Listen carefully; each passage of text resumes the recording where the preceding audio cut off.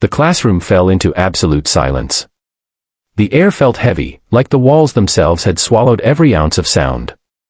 Mr. Peterson, the strictest teacher in the entire school, slammed his palm against the wooden desk and shouted, "No one speaks in my class." His voice boomed across the room, and every student froze like statues. This was the rule everyone knew: silence. In Mr. Peterson's math class, no laughter, no whispering, no questions, just obedience. And for years, no one dared break it. But that day, sitting in the very last row, was a girl no one really knew yet, a transfer student named Maya. Quiet, small, with her books clutched tightly to her chest. Everyone assumed she would simply fall in line, like the rest of them. But what she did next shocked every single person in the room. Maya slowly raised her hand. A few students gasped under their breath. Raising your hand in this class was as good as asking for humiliation. Mr. Peterson glared at her with his icy blue eyes. "Yes," he barked, almost daring her to regret it. Her voice was soft, but steady.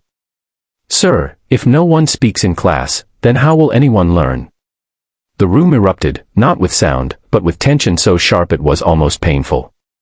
For the first time in years, someone had challenged him. Everyone turned toward Maya, expecting her to crumble under his stare. But she didn't. Her eyes didn't waver, her tone didn't break.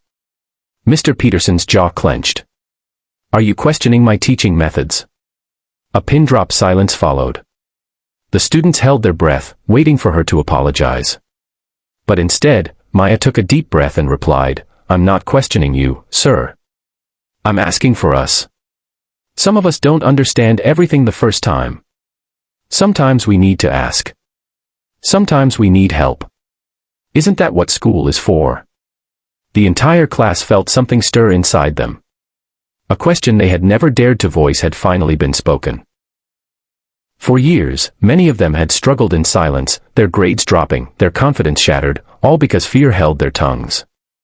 And here was Maya, the new girl, daring to say what no one else had. Mr. Peterson's face darkened. "Do you think you're smarter than me?" he snapped. Maya's voice trembled slightly now, but she pushed through. "No, sir. I think you're smarter than all of us. But if you don't let us ask questions, then how will we ever catch up to you?" A boy in the front row, Ethan, known for failing nearly every math test, lowered his eyes, feeling a strange sense of hope. A girl beside him, who'd cried silently over fractions just the night before, gripped her pencil tighter. Maya wasn't just speaking for herself.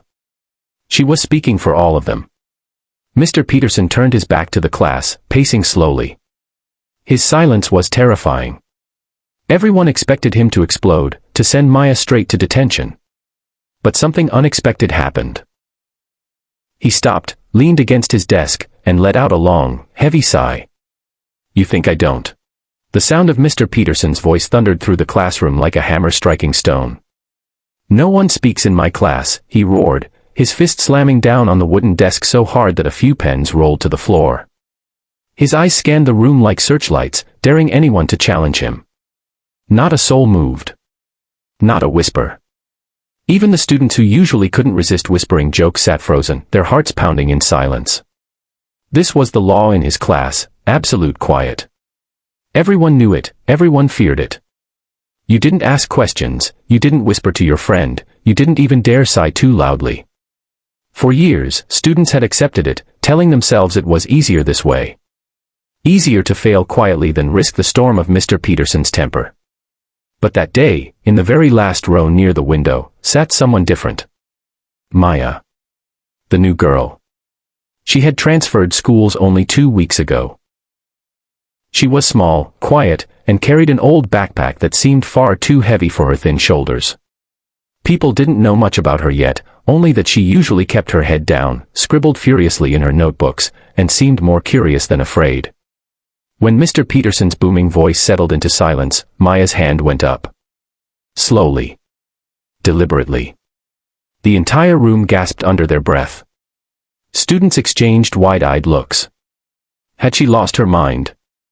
No one ever raised their hand here. Raising your hand in this class was like walking into a lion's cage. Mr. Peterson's eyes locked onto her, cold and sharp. Yes, he spat, his tone daring her to regret it. Maya's hand trembled slightly, but her voice, though soft, did not break.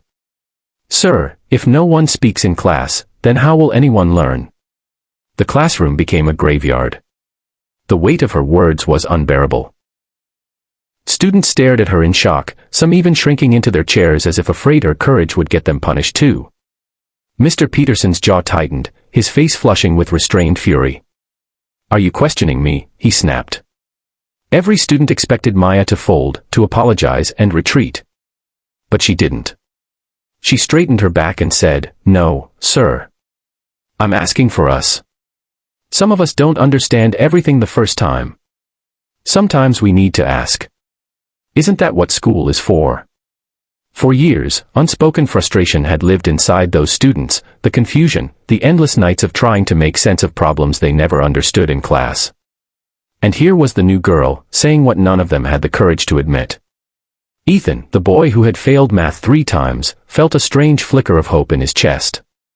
Sarah, who often cried into her pillow when homework made no sense, found her hands trembling, not with fear, but with something like relief. Mr.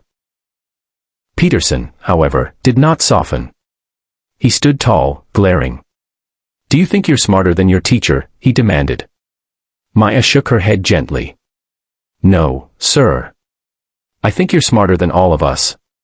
But if you don't let us SP."